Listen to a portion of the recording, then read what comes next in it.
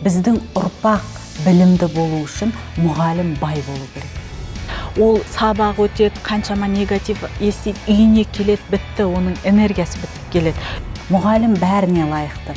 Мұғалім шетелге де баруға лайықты. Мұғалім жақсы табыс табуға да лайықты. Мұғалімдермен қазір бет-бет қалғаныңызды қалаймын. Өйткені мен үшінші тараптымда, мен мұғалім емеспін, журналистпін.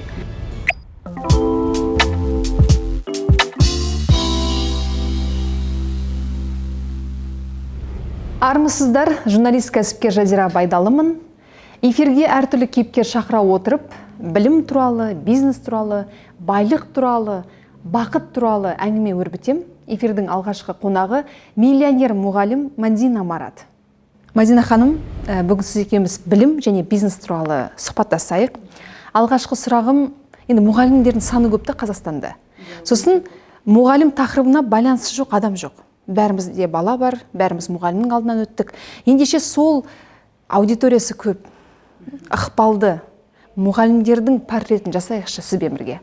Мұғалімнің портреті қандай? Маған мұғалімнің портреті дегенде көзінде мұңы бар, басында ақшаның жетіспеушілігі бар, қаншама кредиті бар.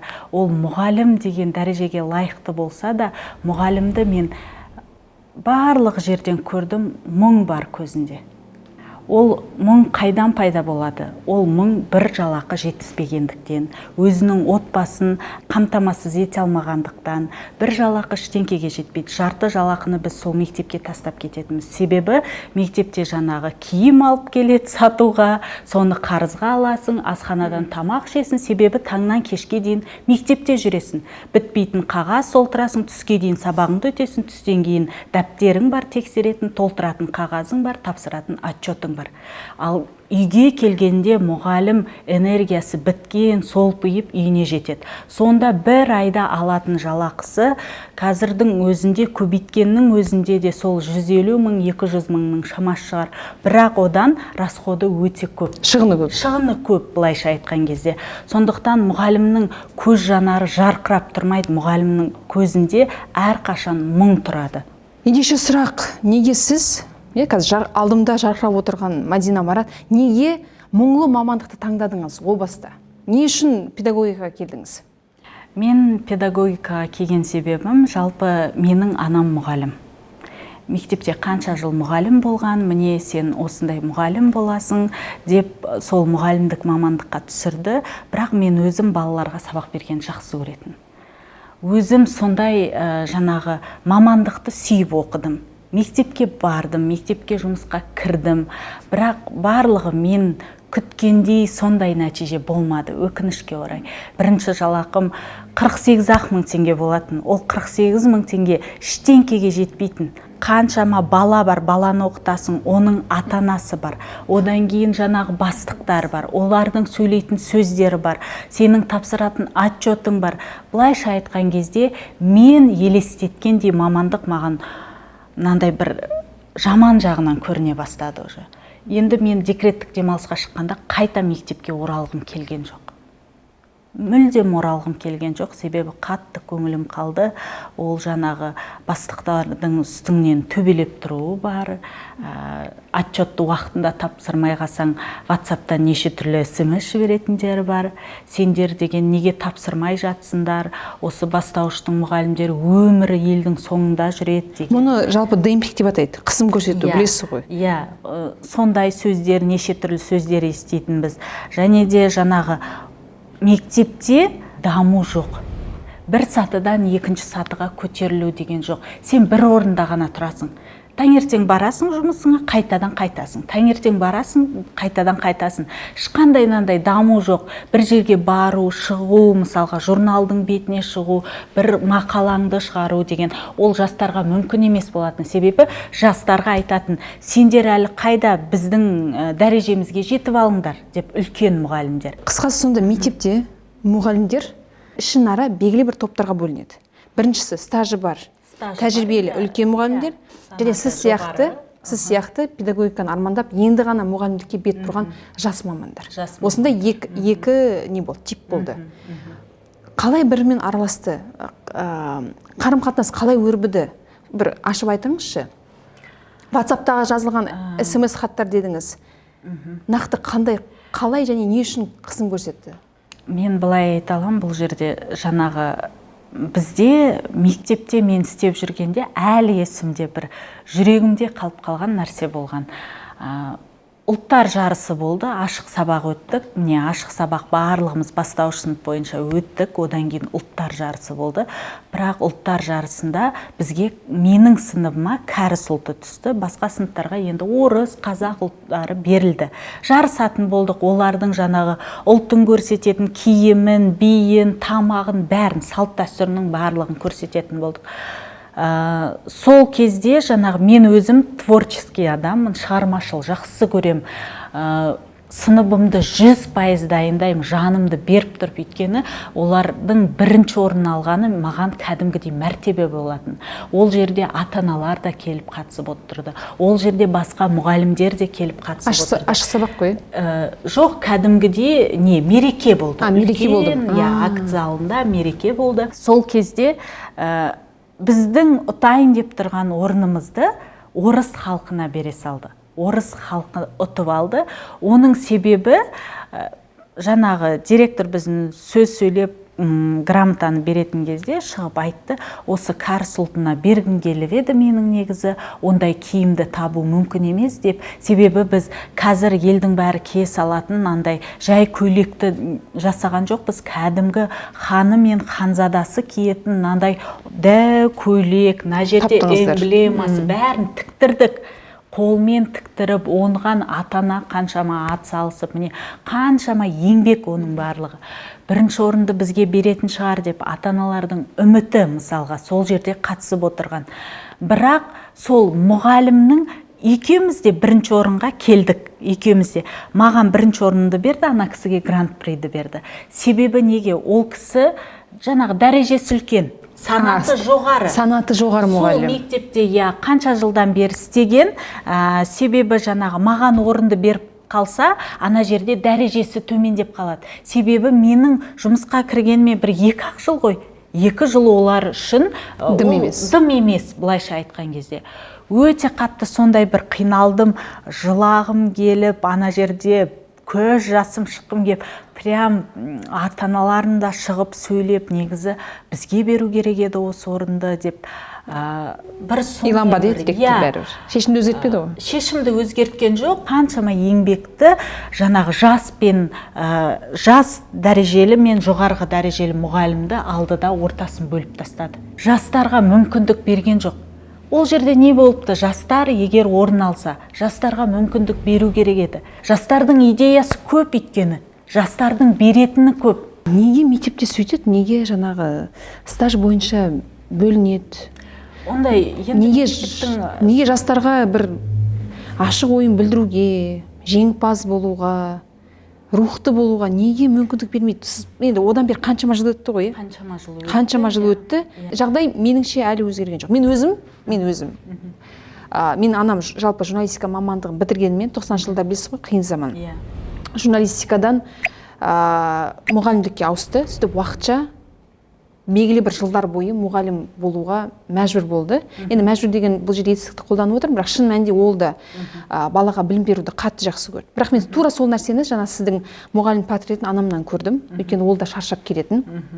Әкем тарих пәнінен мұғалім берді, түні бойы үй тапсырмасын орындайтын.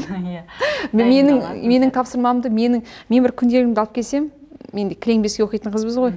Мұғалімнің баласы болу деген ол бөлек, меніңше бір синдром. Ол синдроммен әлі уақытқа дейін ұзақ күресіп келе жатырмын. Күнделікті бересің, қарамайды.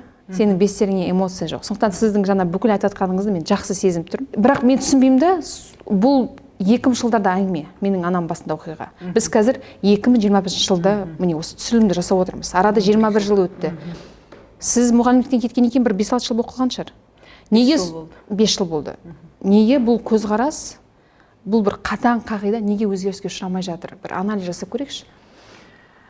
Себебі үлкен жаңағы жоғары санатты ұстаздар жастарға мүмкіндік бермейді. Себебі жаңағы мұғалімдердің арасында енді дәрежесін түсіргісі келмейді да. А негізі жас мамандарға, жас мұғалімдерге көп қолдау көрсетіп, соларды жоғары дәрежеге көрсету керек қой. Себебі неге? Олардың идеясы жаңашыл. Жоғары санатты ұстаздарды мен құрметтемеймін деп айтпаймын. Кім жоғары санаттағы мұғалім атанады? Кім? Қандай талап қойылады? Мынау сен төмен санатсың, мынау жоғары санатсың. Сол қалай шешіледі? Не нәрсе әсер етеді? Енді ол деген жаңа қанша жылдық стажына байланысты. Таза тек қана стажға байланысты ма? Стажға байланысты, және де модератор деген жаңағы өздерінің берілетін нелері бар, дәрежелері бар. Соған байланысты стажға бөлінеді. Жоғары санатты, төменгі санатты деп. Біз неге төменгі санатты болдық? Себебі модератор дегеннің өзін алу үшін біз 5 жыл еңбектенуіміз керек. 5 жыл біз жұмыс істеуіміз керек. Түсініп тұрсыз ба? Сол кезде жаңағы біз жұмысқа кірген кезде бізді бүйтетін. Бізде сендер сияқты болғанбыз. Істеңдер, ана сөз қайтармай айтқанның бәрін жүгіре беріңдер документпен. Ананы бүйте. Жоқ, мен одан қашпаймын. Мен үйренуге дайынмын. Мен бәрін істеймін, жүгіремін. Бар деген жеріне барамын. Алып кел деген документті алып келем. Себебі оның барлығы өзіме тәжірибе ғой. Иә, тәжірибе алмасу. Бірақ осындай сәттер болған кезде, ашық сабақ өткен кезде, сол жаңағы санаты жақсы, қанша жылдан бері істеп жүрді деген мұғалім қыздардың өзі, біз былай салыстырып өзіміз де анализ жасаймыз. Енді бәрін біліп тұр қой. Барлығының сабағына кірдік. Біздің сабаққа кірген кезде біздің сабақ идеальный болды, но сонда да бір ілік табады. Түсінесіз бе? Ал басқа бұрыннан бері істеп келе жатқан мұғалім формуланы ұмытып қалды ашық сабақтың үстінде, бірақ оны елеген де жоқ. Бір әдемі жылы жауып өте салды. Білдіртпей жерді. Бұл қаншама мынандай айырмашылық, былайша айтқан кезде бөлу. Былайша айтқан кезде ол мұғалімнің дәрежесін түсірмеу керек, ал жас мұғалімдерді көтеріп қолдамау керек, керісінше жаңағы айта беру керек. Сен сүйттің, сен бүйттің. Олар ойлайды, сол айта берген сайын мұғалімнің жаңағы өз-өзін қолға алып, ол жоғары көтеріледі, тырысады деп ойлайды. Сіздер қателесесіздер, үлкен қателесесіздер. Сіздер сол әрекеттеріңізбен жас мамандарды, жас мұғалімдерді мүлдем өшіріп тастайсыздар. Олар сізді көрген кезде жыныстап тұрады. Бір жақсы әрекетін мақтамай, жаман әрекетін қайта-қайта бетке баса берсе, ол мұғалім болғысы келмейді. Ешкім мұғалім болғысы келмейді. Мадина ханым, негізі бұл мұғалім проблемасы анау жылдардан бері келе жатыр. Ашық бұл туралы айтпаймыз. Ашық ешкім айтпайды, тек сіз неге ашық айтып отырсыз? Қорықпайсыз ба ертең ойбай, ана мектеп басшылығы, зауыштар ертең нөміріңіз тауып алып Инстаграмнан қоқаң-лоқ көрсетіп. Мен бұл жерде ешкімнің жаңағы ақысына кіріп жатқан жоқпын. Мен бұл жерде біреуді атымен айтып, жаңағы сен сүйттің, сен бүйттің деп жатқан жоқпын. Бұл жерде бар менің бергім келетін нәрсе, бар айтқым келетін нәрсе, біз осы нәрседен шығайық. Жас, кәрі, жастарға мүмкіндік берейік. Бөлінгенді қояйық дейсіз ғой. Бөлінгенді қояйық. Мен соны ғана қалаймын. Мен бұл жерде жаңағы біреуді даттайын деп келген жоқпын. Жаңа мысалға мұғалімдік мамандыққа қаншама студенттер оқып жатыр қазір. Соларға бір үміт сыйлайық. Сондай керемет мұғалім болуға, жаңағы креативный мұғалім дейді ғой, қазір шығармашыл мұғалімдерді ғана балалар жақсы көреді. Егер бүйтіп бірінің артын бірі аңдып, бұндай болатын болса, бала сабақты да оқығысы келмейді. Менің айтқым келетін нәрсе сол. Менің өзімнің ішімде не болды? Мен өзім не сезіндім? Мен неге мұғалімдік сол мектепке қайтадан оралмадым? Мен соны ғана басқаларға кеңес ретінде айтып отырмын бұл жерде. Мұғалімдіктен кеттіңіз сонымен. Бірақ енді сіз мұғалімдіктен кетсеңіз де мамандық ретінде, жалпы өзіңіз жан дүниеңізде әлі де мұғалімсіз. Қазіргі таңда пәленше адамға ұстазсыз. Сол туралы кеңірек айтып беріңізші. Мен декреттік демалысқа шыққаннан кейін түсіндім, былайша айтқан кезде 60 мың теңге, одан кейін мен 4-ші сынып алдым, мысалға 60 мың теңгеге менің жалақымды көтерді, бірақ ойлаңыздар, 60 мың теңгеге бір айға кім өмір сүреді? Ешкім өмір сүре алмайды. Оның жарты ақшасын мектепке тастап кетесің, үйге келесің, балаң күтіп тұрады. Менің мысалға 2 ұлым бар. Мен олардың жақсы киінгенін қалаймын, жақсы тамақтанғанын қалаймын, жақсы жылы үйде тұрғанын қалаймын. Ал ол 60 мың теңге жалақы оған жетпейді. Жетпейді ғой былайша айтқан кезде, қазіргі кезде. Қазір көтерді дейді жалақыны, мен түсінем, я. Мұғалімдер айтады, мен деген 300 мың алам, көтерді жалақыны. Біз қуанып жүрміз ғой жаңалықтан көріп. Иә. Қазір жаңалықтан мұғалімдерді мақтап жатыр, мұғалімдердің жағдайы жақсарды деп жатыр. Енді оның барлығын біз естіген сайын қуанамыз. Себебі балаларымыз ертеңгі күні мұғалімнің алдына барады да. Сондықтан да осы мұғалімдердің жағдайы жақсы болсыншы деп тілектес сезіміміз бар да біздің. Бірақ сіз оның өзі жетпейді деп отырсыз. Соны қалай түсінуге болады? Қазір мұғалімдердің жалақысын көтерді деп жатыр, иә. Бірақ ол мұғалім айтады мысалға, мен 300 мың теңге жалақы алам дейді. Бірақ ол шығынын есептемейді ғой. Соған мәз болып жүре береді. Бірақ мұғалімнің, мен білетін мұғалімдердің барлығының бастарында кредит бар. Қандай несие ол? Ол енді ипотека бар. Одан кейін тұрмыстық техникаға несиесі. Тұрмыстық техникаға былайша айтқан кезде мұғалімдер бізде 100 мың теңге төлейтін айына ипотекаға. 100 мың теңге. Сол кезде жылап жүретін, мен қызымды оқытып жатырмын университетте. 100 мың теңге былай төлеп жатырмын ипотекаға. Былайша айтқан кезде мен мектепке жұмысқа ғана келем, бірақ ақшаның бірде-бір тиыны мен қалтама түспейді. Шығынына ғана кетеді да. Қазірдің өзінде сол 300 мың алам дейді, бірақ ол өзін өзі алдап жүр да. Өйткені себебі шығыны қаншама кететін шығыны. Баласының балабақшасы бар, баласының баратын үйірмелері бар, жаңағы ипотекасы бар, тамақ. Мұғалімнің жалақысын көбейтеді, тамақты көтереді. Бәрібір сол ақша, сол шығын шығып тұр. Мен декреттік демалысқа шыққаннан кейін мектепке оралғым келген жоқ. Жұмысқа қайтып оралғым келген жоқ. Неге жаңа стаж үлкен мұғалімдерден тайсалдыңыз ба? Әлде оларда емес пе мәселе? Ешкімнен тайсалғанда емес, мен өз-өзіме дәлелдегім келді. Мен басқа жағынан өзімді басқа қырынан көрсеткім келді. Мен мұғалім бәріне лайықты дегенге өзім жаңа қол жеткізгім келді. Ақшаны да көп тапқым келді, былайша айтқан кезде. Білімнің арқасында. Мен 4 жыл бойы босқа оқыған жоқпын ғой мысалға. Қаншама жыл еще стажым бар. Соның барлығын мен осы Инстаграмды зерттеп жүрдім, былайша айтқан кезде. Инстаграмды күнде қарайтынмын. Осы блогерлар не беріп жатыр елдерге? 2 айдың ішінде машина алып алады, 2 айдың ішінде үй алып алады. Көп адамдардан естимін жаңағы негатив айтып жатады, сен ақшадан өлдің ба деп. Бірақ қараңыздаршы, жақсы өмір сүру үшін не керек? Ақша керек. Сен жақсы тамақтану үшін ақша керек. Сен балаңды жақсы жерде оқытуың үшін ақша керек. Сенің әдемі жүзің үшін балаңды керемет жерге оқуға ала салмайды. Сенің жаңағы анаңның әдемі күлкісі үшін самолетке, ұшаққа отырғыза салмайды, шетелге апарып демалтпайды. Оның барлығына не керек? Оның барлығына ақша керек. Мен әрқашан комфортта өмір сүргім келді, былайша айтқан кезде.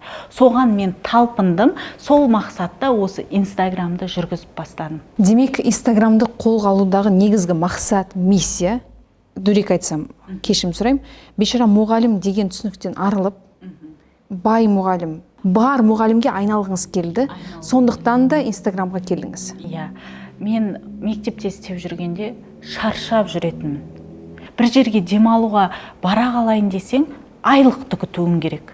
Әдемі бір жерден кетіп бара жатасың да, киім бірден қымбат нәрсе көре қаласың, тағы да айлықты күтуің керек. Себебі сенің қалтаңда артық ақша жоқ. Мен содан кейін біреуге мен мен осындай керемет мұғаліммін деп, керек емес болмашы сертификаттарды жинап, сертификат туралы бөлек сөйлесейік. Былайша айтқан кезде таңнан кешке дейін мен құр уақытымды мектепке арнағым келген жоқ.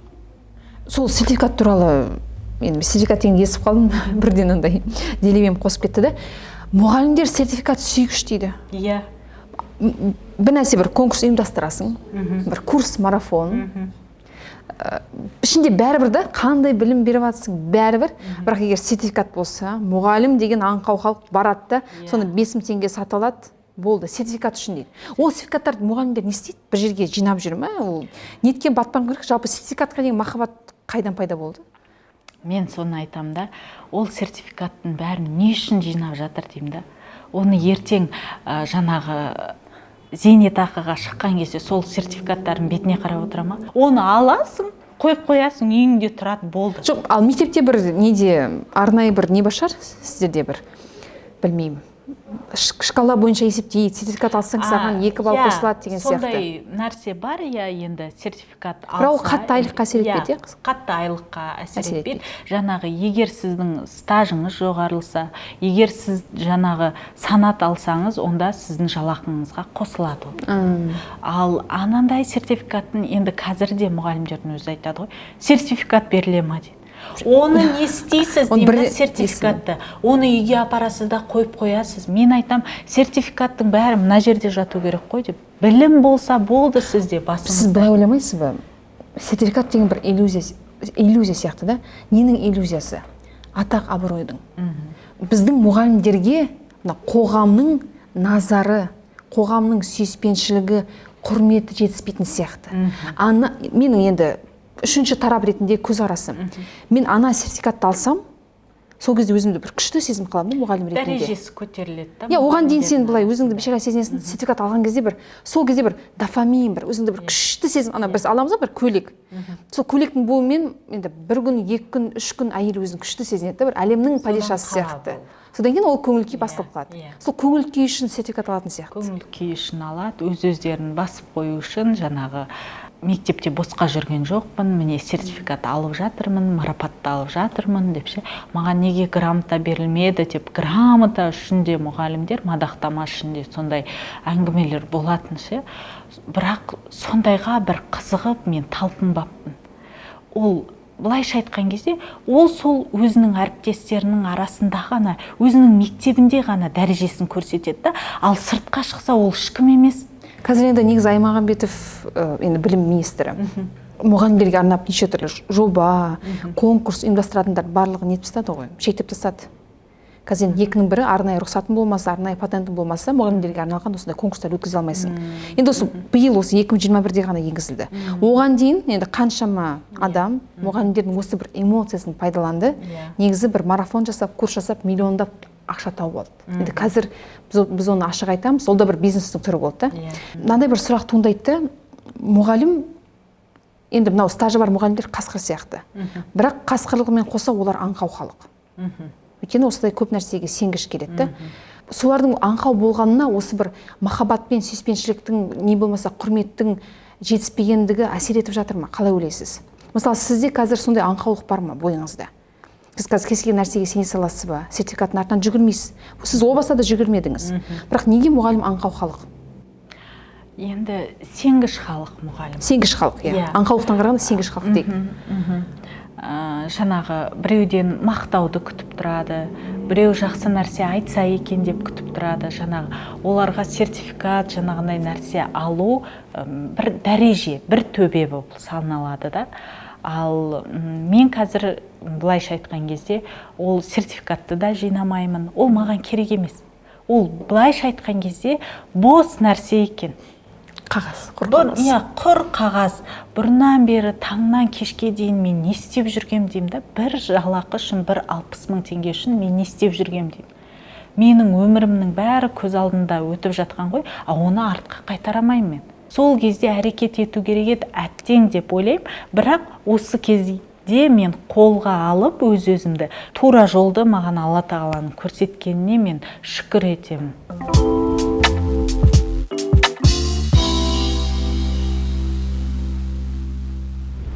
Қанша шақырым жүгіріп келдіңіз, Мәдина ханым? Мен күніне таңертең 10 километр жүгіремін. Ойбай. Осы президентский паркты 2 круг айналсаң, 10 километр шығып тұр, былайша айтқан кезде. Бірақ оған жету оңай болған жоқ, себебі басында ең бірінші осыдан 3 ай бұрын бастаған кезде 2 километр жүгіретім, себебі мынаның бәрі өшіп қалған, жүгірмегем. Сонымен күніне 1 километрден қосып, ақырындап үйрендім. Бірінші жай жүрумен бастадым, потом уже жүгіруді бастадым, сонымен қатты пробег дейді ғой, қатты жүгіріп бастадым. Сонымен 10 километрге жеттік. Құпия болмаса 10 шақырымды қанша минутта жүгіресіз? 10 шақырымды 1,5 сағат. 1,5 сағат жүгіремін, иә. Мен қателеспесем, сіз тұратын мекенжай бұл төңіректе емес. Бұл төңіректе емес, иә, менің мекенжайым басқа жақта. Онда неге келіп жүрсіз? Президент саябағы. Үйдің жанында негізі стадион бар, бірақ мен оған барғым келмейді, өйткені ол жерде таза емес, былайша айтқан кезде. Ал мен өзім ондай жерге лайықты емеспін, себебі осындай керемет әдемі жерде жүруім керек, өзіме жаныма жайлылық сыйлау керек, комфорт іздеймін. Иә, мен әрқашан комфорт іздеймін. Ерінбеймін, үйден мына жерге дейін 4 остановка ғой, сондай жер. Бірақ мен күнде келем, таңертең 8-де балаларымды балабақшаға жібергеннен кейін осы жерге келіп, жүгіріп, жаттығуымды жасап, ары қарай күнімді жоспарлаймын. Ары қарай сол күн қалай өтеді? Ары қарай күн өте керемет өтеді. Міне жүгіріп бастағалы бері күнде энергияға толы. Былай айтқан кезде бір адамдар болады ғой, қашан көрсең бір мұңлы, энергиясы жоқ, мүлдем. Сондай адамдарды өзімнің алдымнан көп өтеді. Ол неден, ол таңертең тұрып жаңағы спортпен шұғылданбағандықтан, ал егер спортпен шұғылданса, күнде таңертең бір күнге энергиясы толығымен жетеді. Сіз жаңа көздерінде мұңы бар адамдарды көрем, алдымнан өтеді. Алдыңыздан өтетін сол мұғалімдер емес пе? Мұғалімдер. Демек біз көзінде мұңы бар мұғалім деген тақырыпқа қайтадан оралып отырмыз. Осы бір сипаттамадан мынадай бір сұрақ туындайды. Байлық санасындағы мұғалім мен кедейлік санасындағы мұғалімнің қандай айырмашылықтары бар? Кедейлік санасындағы мұғалімнің күніне мүлдем жоспар жоқ. Таңертең тұрады, жаттығумен айналыспайды, өзінің денсаулығына мән бермейді. Денсаулығына мән бермей сол шыққан күйі жұмысқа барады. А жұмыста әрине қарбалас болады, бастықтарынан сөз естиді. Одан сайын ол деген әлсіреп, жаңағы балаға сабақ өте ма? Жоқ, өзінің жаңағы денсаулығына қараймын, былайша айтқан кезде. Ол сабақ өтеді, қаншама негатив естиді, үйіне келеді, бітті, оның энергиясы бітіп келеді. Үйінде оны бала-шағасы күтіп отыр, отбасы күтіп отыр. Ол әр қашанда барлығына үлгеру керек. Үйіне де жаңағы жылы жүзін көрсетіп, көзі жайнап тұрса, қандай керемет, отбасы да сондай бір тамаша отбасы болады. Ал жұмыста да егер көзі жайнап тұрса, оқушы да ол мұғалімді жақсы көреді. Ал егер күн жоспарламаса, таңертең өзінің денсаулығына қарамаса, жүгірмесе, мұғалімдер жүгірмейді. Мен мұғалімдердің жүгіргенін көрмедім. Менде айтым кетті жаңа. Иә, мұғалімдер жүгірмейді, сондықтан олардың энергиясы бір күнге жетпейді. Былайша айтқанда, ой, қойшы, мен сол жүгірмей ақ қояйын, ой, мен арықпын ғой деп ойлайды, ой, мен толықпын, бәрібір осы толық болып жүре берейін дейді. Осының барлығы кедейлік санасы ғой. Былайша айтқан кезде өзіне жауапкершілік алғысы келмейді. Өзіне жауапкершілік алғысы келмейді. Ал бай санасындағы мұғалімдер, олар таңы жоспармен басталады, кәдімгі ең бірінші шүкіршілікпен басталады. Мен өзімді айта аламын, мысалға таңертең тұрғаннан көзімді аша салғанда маған қандай идея кеп тұр бүгін. Мен неге шүкір етемін? Бірінші Алла тағалаға шүкір етемін, мен осы өмірде барыма, менің отбасымның барына. Мен былай да мұғалімдер былайша айтқан кезде жаңағы бәрін ақшамен байланыстырып қойған. Ой, менің ақшам жоқ, ой, мен кредиттамын, ой, мен мұңда жүреді да, а ол қолда бар нәрсені бағаламайды. Былайша айтқанда, ол отбасын бағаламайды. Ол әке-шешесінің тірі екенін, балаларының денсаулығы жақсы екенін бағаламайды. Негізі ол ақшамен есептелетін нәрсе емес қой. Қасында барына шүкіршілік етіп, содан кейін жаңағы жүгіріп, одан кейін жұмысқа барса, вот мұғалім, нағыз мұғалім, көзі бал-бұл жайнап тұратын мұғалім болады.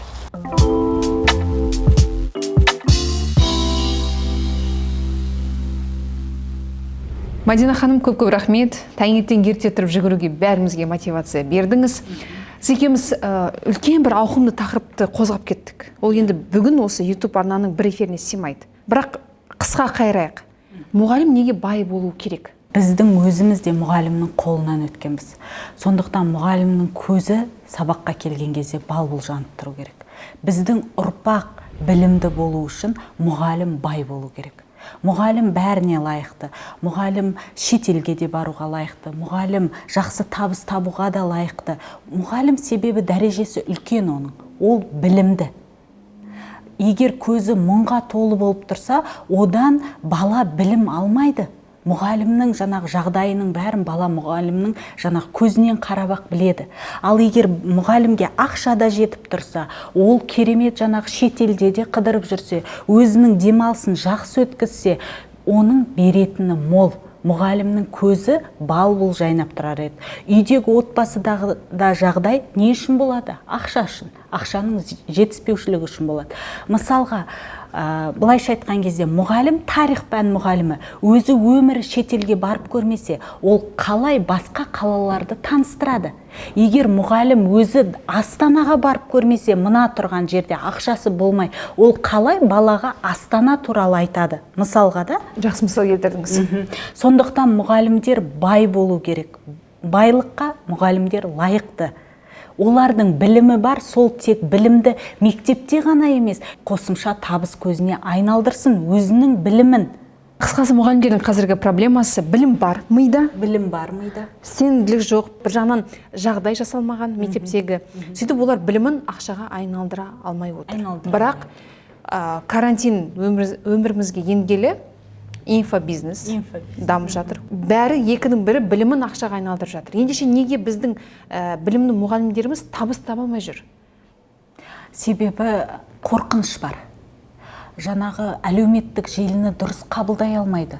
Ол жерде мысалға әлеуметтік желіні қолдансам, егер сол жерде білімімді көрсетсем, мысалға жолдасы қарсы болатындар бар. Өйткені жолдасының жаңағы санасы оған жетіп тұрған жоқ. Ол білімін ғана көрсететін. Біздікілер ойлайды, Инстаграм жүргізсе, немесе әлеуметтік желі жүргізсе, ой, мынау қуып жүр, мынау не істеп жүр деп. Негізінде қазіргі жастар сол әлеуметтік желіде көп отырады ғой. Мұғалімдер сол әлеуметтік желіде өзінің білімін көрсетіп, сол жерде сабағын көрсетсе, ана балалар деген телефоннан қараған оларға былайша айтқанда қызығушылығын арттыра түсіреді. Былай сабақтан түсінгеннен қарағанда телефоннан, біздің апай деген Инстаграмда жүр, сабақ өтіп отыр десе, мінеки, соны ол кісі, мысалға мұғалімдер табыс көзіне айналдыра алады. Солай балалардың қызығушылығын арттыра алады. Мен үшін түсініксізді, қалай қазіргі 2021 жылы қалай әлеуметтік желіден қорқуға болады? Инстаграм несімен жаман, несімен жаңағы мұғалімдер одан өздерін тыяды деймді. Неге әлеуметтік желіден қорқады? Бәрі түсіне алмай отырмын да. Мен мына нәрсені айта кетейін. Біз мысалға онлайнға дайын болған жоқпыз. Ешқандай мұғалім онлайнға дайын болған жоқ. Онлайн аяқ астынан карантин келген кезде, карантинге жауып тастағанда онлайнға көшіріп тастады ғой. Сол кезде мұғалімдердің дәрежесі көрінді. Онлайнға, мүлдем онлайнды былайша айтқан кезде зерттеп көрмегендіктері. WhatsApp-тан алып аудиозаписпен сабақ түсіндіре салып жатты, дайын презентацияны алып жібере салып жатты, одан бала ештеңке түсінбейді. Ал сол кезде баяғыдан жаңағы онлайнды зерттеп, жаңағы ресейлік оларға баяғыда онлайн келіп тастаған ғой. Америкаға баяғыда онлайн келіп тастаған. Олар балалармен емін еркін сөйлесе береді, оқушылармен емін еркін сөйлесе береді. Соны зерттеп, соны шығарған мұғалімдер карантин басталған кезде сол мұғалімдерге ата-ананың бәрі жабысты. Міне, онлайн бізге зуммен сабақ өтіп беріңізші, онлайн бізге курсыңызды сатыңызшы. Бір жағында өйткені мұғалім көрініп тұрады, бір жағында презентациясы тұрады. Болды, оқушы қиналып жатқан жоқ, сабақты оқып жатыр. Ал біздің мектептегі WhatsApp желісіне жіберіп жатқан сабақтарды көрдім мен, аудиозаписпен түсіндіре салады. Дайын презентацияны о жерде мұғалімнің түрін көріп тұрған жоқ. Бала мұғалімнің түрін мүлдем ұмытып қалды. Көрдіңіздер ме, біз қаламасақ та онлайн келді, ал сол онлайнның арқасында мықты мұғалімдер өзінің білімінің арқасында талай миллиондар тауып жатты. Сіз де миллион таптыңыз? Мен де миллион таптым. Соның қатарында ең алғашқысы мен болғам. Өйткені инфобизнеске мен келген кезде бір мұғалім болған жоқ. Мен Қазақстанда оқып, осы онлайн педагог бар ма екен, Инстаграм жүргізетін қарайыншы деп іздедім, зерттедім, бір мұғалім болмады. Сол кезде мен нарықтың қаншалықты бос екенін түсіндім. Ресейлік блогер бар, парақшасын көрсеңіздер болады, Шамиль Ахмадуллин деген. Отырып балаларға жазуды да үйретеді екен онлайн. Есте сақтау қабілетін де дамытады екен. Буындап оқуды да, әріпті тануды да бәрін неке. Менің өзімнің мамандығым бастауыш сынып болғандықтан мен ең бірінші әліппе математика курсын шығардым. Сол кісіден жеке сабақ алдым. Қаншама ақша төлеп, мысалға аямай жеке сабақ алдым. Соның арқасында мен өз курсымды шығарып, қаншама методика үйреніп, біздің Қазақстанда жоқ методиканы үйрендім мен. Біз мүлдем мектепте ондай методиканы қолданбағанбыз. Неше түрлі методиканы үйреніп, соны өзімнің курсымда қолдандым. Ең алғашқы әліппе курсын шығарған кезде маған 1 миллион теңге табыс түсті. 1 миллион теңге, ойлаңызшы, мен өмірімде ондай ақшаны ұстап көрмегем. Ол бір фантастика болып елестейтін. Ал қазір менің мышлениеммен 1 миллион деген ол бір бар, артында 6 нөлі бар, болды.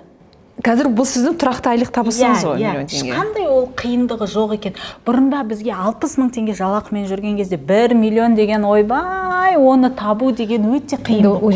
60 мың теңгені 12 айға көбейтсек, сонда мұғалімнің жылдық табысы, сіздің жылдық табысыңыз 720 мың теңге болды. Иә, 720 мың. Сонда жылдық табысты емес, қанша сонда? 1,5 жылдық табысты бір айда табасыз. Бір айда тауып отырмын. Қараңызшы, оның деген біз осылай көбейте саламыз ғой, 60 мың теңгені 12 айға деп, бірақ 30 мың теңгесі сол жұмсалып кетеді. Міндетті түрде асханаң бар, жаңағы алатын киімің бар, қарызға жазылатының бар, соның бар. Сонда бір жылда, былайша айтып тұрғанда, 340 мың ба, сонда 360 мың ба, сондай ғана ақша алады екенбіз ғой. Енді айтыңызшы, енді миллион бір рет таптыңыз. Миллион бір рет табу көпшілік қолынан келеді, бірақ миллионды ұстап қалу қиын екен де.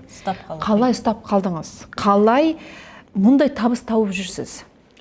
Енді қараңыз, бұл жерде мен миллион табыс тапқанда ең бірінші осы отбасыма жұмсадым, балаларыма жұмсадым, берекесін берсін деп.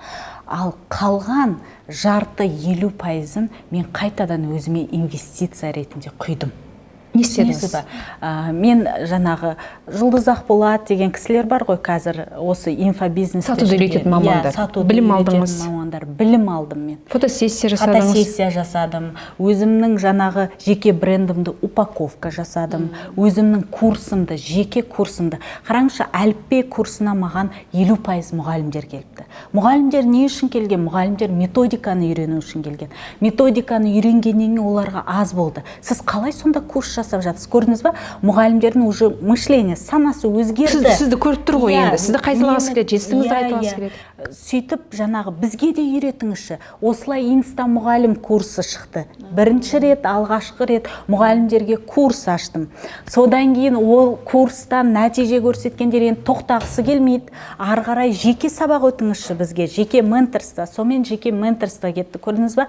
Ал мен қазірдің өзінде табыс тапсам да міндетті түрде 50%-ын өзіме инвестиция ретінде құйып отырамын. Себебі жаңа білім алу керек. Әлеуметтік желі күннен күнге дамып жатыр. Біздің президентіміз айтқандай 75% онлайнға ауысады жұмыстың барлығы деп айтып жатыр. Қазірден бастап құлақтандырып жатыр. Мадина ханым, менторлық дегеніміз, сіз белгілі бір адам санына пәленше уақыт бойы ұстаз боласыз, оның жеке брендін дамытасыз, курс жасауға нұсқаулық бересіз, ақыл кеңес ұсынасыз, оның бүкіл мәселелері сіздің мәселеңізге айналады, соның дамуына, жетістікке жетуіне сіз жауапты боласыз. Жалпы бизнесте бұл менторлық бұрыннан бар дүниеде, ал мұғалімдерге ментор болу несімен қиын? Сіз мұғалімнің қандай нақты, бәлкім психологиялық немесе басқа тұрғыдан қандай проблемаларын шештіңіз? Комплекстармен қалай күрестіңіз? Мұғалімдер келген кезде менің энергиямды алып қоятын. Себебі қаншама өзінің негативін айтып келеді. Үйінде жолдасы қарсы, жұмысына жаңағы ата енесі араласады. Енесі жалақысын бермейтіндер де болды мысалға да. Саналары дайын емес былайша айтқан кезде. Ой, бұл деген миллион табу деген шынымен де рас па деп күліп келгендер болды. Сенбей, өзіне сенімсіздік, қорқыныш, біреудің сөзіне еліктеу деген нәрсе көп болды. Соның барлығын ешкімді тыңдама, ешкіммен өсек айтпа, біреуді жамандама, өзіңе негатив нетпе.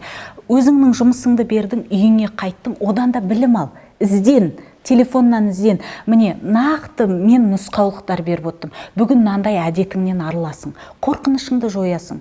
Ол үшін былай, әрқашан мұғалімдер өзінің жаңағы границасынан өткізіп жүрген ғой барлығын. Жеке шекарадан бәрін өткізіп жүрген. Одан бастық та өтіп кеткен, одан жолдасы да өтіп кеткен, ата енесі де бәрі де өтіп кеткен. Өзінің қалауы жоқ. Бұл жерде көрерменге түсіндірейікші, мұғалімді туысқаны да, күйеуі де, бастығы да, әріптестері де құрметтемей, сондықтан да қалаған сөзін, қалаған тірлігін жасап, оның эмоциясына, сезіміне мән бермей. Жеке шекара деген сол ғой. Иә, өйткені мұғалімдер келеді маған, ой, мені бүгін деген мектептегі жаңағы әріптестерім күлді, сен Инстаграм жүргізейін деп жатсың ба не деп. Жолдасым айтты, сенің қолыңнан келмейді ол. Көрдіңіз ба, қалай басып тастайды. Мен бүгін жұмыс жасап жібердім, ол ертеңінде басқа нәрсе айтып келеді. Көрдіңіз ба, соның бәріне қаншама уақыт кетеді, қаншама жұмыс кетеді, қаншама. Бұрында психологический жұмыс жасаймын мен, былайша айтқан кезде. Бұрында психологқа бару үшін псих деп ойлайтын елдің бәрі. Негізі ол мәселе ода емес. Барлығы адамның қалауында және мына түпкі санада. Түпкі санан қалап тұрса, сен бәрін жеңіп шығасың. Подсознание, мышление деп айтып жатамыз, міне барлығы соған байланысты.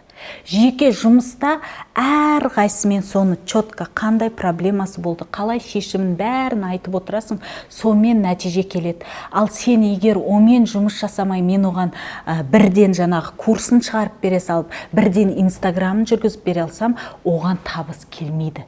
Өйткені ол үйіндегі проблемасын шешкен жоқ, әріптестерімен проблемасын шешкен жоқ, әлі біреуге тәуелді болып жүр, және де ол табатын табысына сенбейді. Ең бірінші, мен 100 жерден шайнап беріп, мен 100 жерден бәрін беріп жатсам да, егер адам өзі дайын болмаса, оған ақша келмейді. Бәрі бекер. Сізде бір ақша табуға деген бір ұмтылыс емес. Ақша деп біз осы эфирде бірнеше рет айттық, бірақ одан қарағанда сізде бір басқа бір миссия басым сияқты да. Жүгірген кезде айттыңыз, маған анадай бір жап-жаман стадион емес, мен жақсы жерде жүгіруім керек дедіңіз. Оның алдында біз телефонмен сөйлескен кезде, сіз тамақ ішкен кезде де жерді таңдайтыныңызды айтып қалдыңыз, иә? Соған қарағанда бұл жерде бір басқа мәселенің ұшы тұрған сияқты. Сіз мұғалімдердің өмір сүруге деген құштарлығы зор болғанын қалайтын сияқтысыз. Бұл мен айтқаным дұрыс па? Қаншалықты дұрыс? Мен мұғалімдердің комфортта өмір сүргенін қалаймын. Мұғалім арзан жерден киіне салмаса екен деймін. Мұғалімдердің басқа керемет жерде отырған адамдардан қай жері кем? Сол министрлікте отырған адамдар да, президент болып отырған адам да мұғалімнің алдынан өтті. Мұғалім керемет киім, бренд киімдер киіп жүруге лайықты. Мұғалім жай ғана асханадан емес, керемет рестораннан тамақ жеуге лайықты. Мұғалім астында машина болуға лайықты. Мұғалімнің коттедж үйі болуына лайықты. Шет елде ай сайын қыдырып жүруге мұғалім лайықты. Бәріне лайықты. Мұғалім робот емес, мектепке барып жұмыс істеп үйге қайтып келетін. Мектепте уақытыңызды өткізіңізде, арнайы уақытыңызды білімге жұмсаңыз. Ол бәрі ойлайды, ақша төлеу керек деп. Жоқ, интернетте тегін білім деген толып жатыр. Кітап оқыңыздар, кітап оқысаңыздар, кітаптың барлығы жаңағы санаңыздың бәрін өзгертеді. Соған ұмтылса екен деп. Қоқыс ойдан тазарады. Қоқыс ойдан тазарса екен деп. Себебі мен өзім жеттім ғой. Мен өзім бастаған кезде маған жолдасым, атанам, енем қолдау берді, басқа адамдар күлген.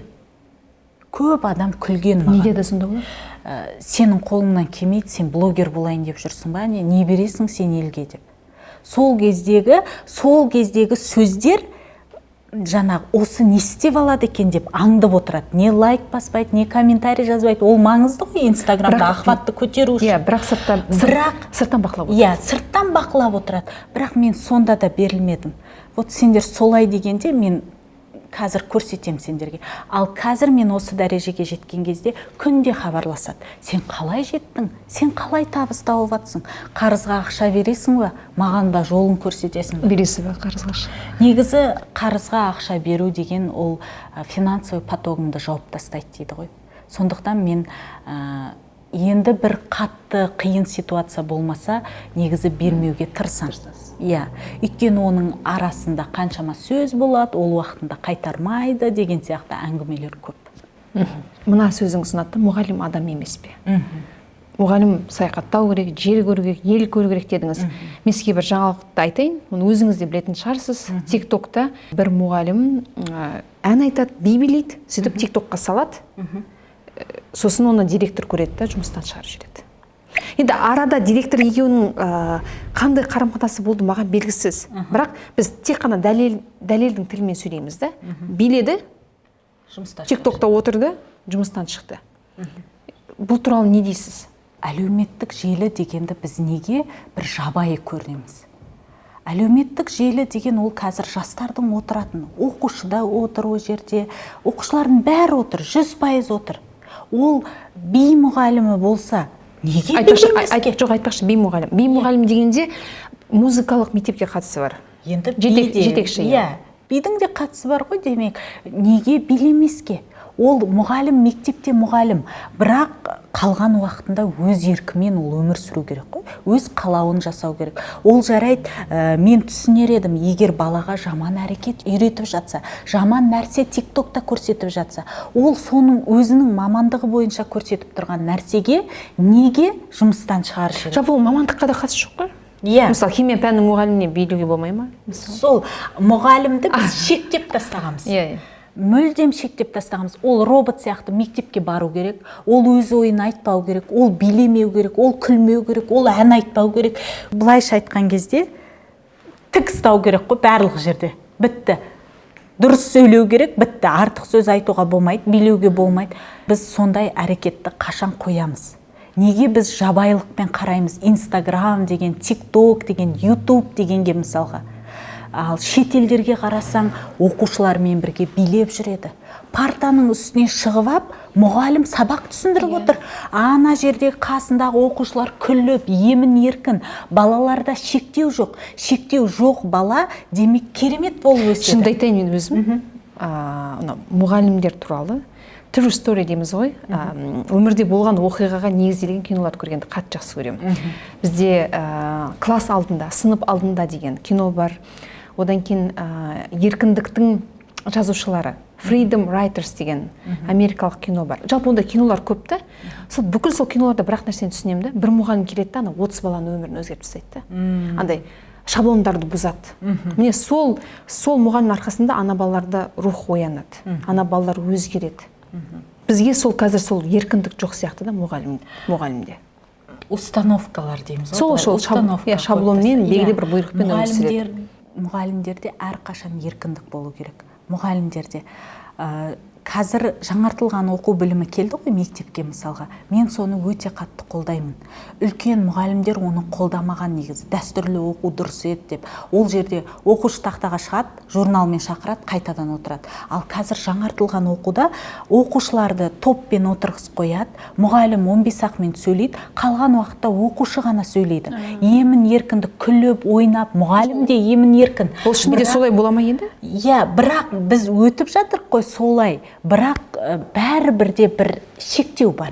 Бәрібірде бір сондай бір емін еркіндік жоқ та.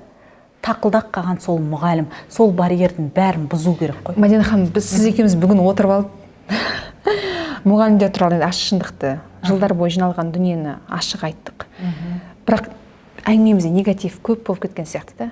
Бірақ айтып, бір эмоцияны шығарып жақсы болып қалдық деп ойлаймын. Сіз мұғалімдік саласына бет бұратындар да жалпы қайда бар жатқанын және сол салаға өзгеріс енгізу керек екендігін түсінеді. Енді позитив эмоцияны қосайықшы. Сіз тек қана жүгірмейсіз, сіз фитнеске барасыз, жаяу көп жүресіз, сонымен қатар би билейсіз. Жаңа тиктокты мен бекер мысал ретінде айтпадым да. Сол негізі мұғалім емін еркін болу керек деген нәрсені сөзбен айтпай, іспен дәлелдеу керек. Сондықтан да бізге бір би билеп берсеңіз.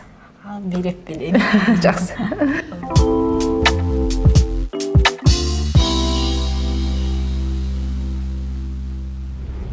Es por ti que el destino me trajo hasta aquí para bailar, bailar esta bachata, mi amor.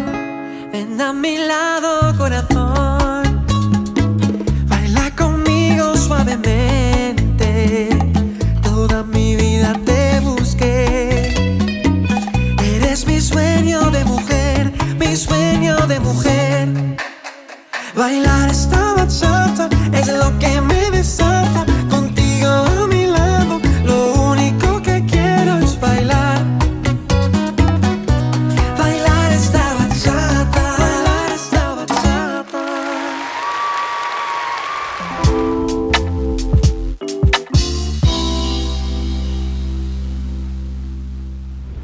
Бейіңізге көп рахмет, Мадина ханым. Мен де беремге кетті. Енді алдағы уақытта бачата биін үйреніп алам. Бірге билейміз. Мадина ханым, мұғалімдермен қазір бет-бет қалғаныңызды қалаймын. Өйткені мен үшінші тараптымда, мен мұғалім емес, мен журналистпін. Ал сіздің мұғалімдерге айтар түйін сөздеріңіз бар сияқты. Сондықтан мына камераға қазір қарасаңыз, мұғалімдер аудиториясы сізді тыңдауға дайын. Құрметті ұстаздар, баршаларыңызды бүгін менің сұхбатымды көргеніме қуаныштымын. Сіздерге айтарым, өздеріңізді ешқашанда шектемеңіздер. Бәрі қолдарыңыздан келеді. Менің қолымнан келді, демек сіздердің де қолдарыңыздан келеді. Адам істегенді адам істей алады. Ешкімді тыңдамаңыздар. Тек қана таңертең ерте тұрып әрекет етіңіздер. Қараңызшы, қазір алдыңыздан қаншама жыл өтіп кетті. Қаншама сонымен қатар мүмкіндік өтті. Соның біреуін ұстап үлгеру керек. Сіздерде білім өте көп. Қанша жыл сіздің оқығаныңыз бар, қанша жыл сіздің мектептегі стажыңыз бар. Соның бәрін мінеки әлемге паш ететін уақыт жетті. Қазір біз онлайнды қабылдамасақ та онлайн келді. Ештеңеден қорықпаңыздар. Ешкім ештеңеге міндетті емес, сіздер ешкімге ештеңеге міндетті емессіздер. Әркімнің өзінің құқығы бар. Тек алдыңызға мақсат қойыңызда, қанша жерден сізді сүріндіріп жатса да, қанша жерден сізге негатив айтып жатса да, ешкімді тыңдамаңыз, тек өзіңіздің арман мақсатыңыз биік болсын, сіз соған міндетті түрде жетесіз. Барлықтарыңызға сәттілік. Рахмет көп, Мадина ханым. Бүгін мұғалімдер тақырыбын қозғап, жалпы педагогика саласы туралы әңгіме қозғау, осындай бір шындықты айту оңайға сұхбат. Өйткені қанша дегенмен қазақпыз, біреу-біреудің көгіне тиіп қаламыз деп уайымдаймыз.